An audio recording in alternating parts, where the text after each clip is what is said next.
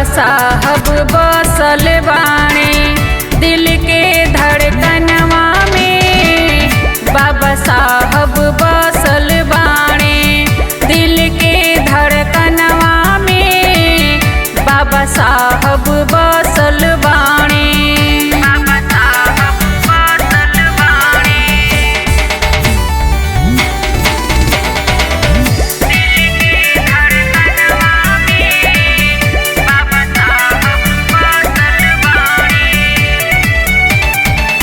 जादू कोई दिहलस देखा भीम के कलमवा हो।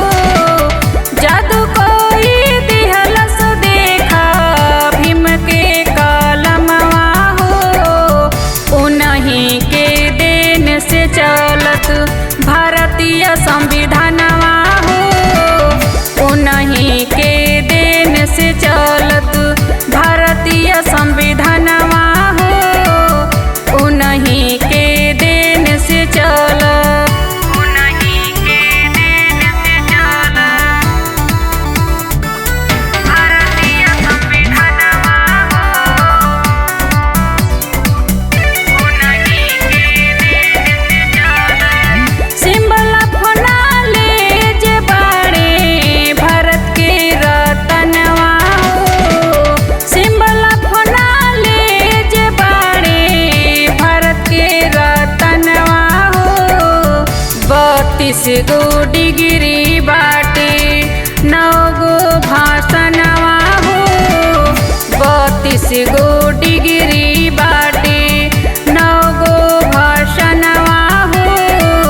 32 गो डिग्री बाटे 32 गो डिग्री बाटे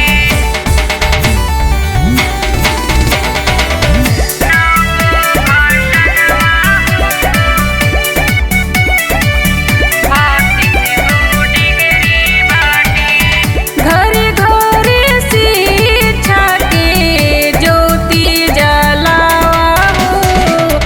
घरे घरे शिक्षा के ज्योति जलावा हो। फूले अम्बेडकर के सपना सजा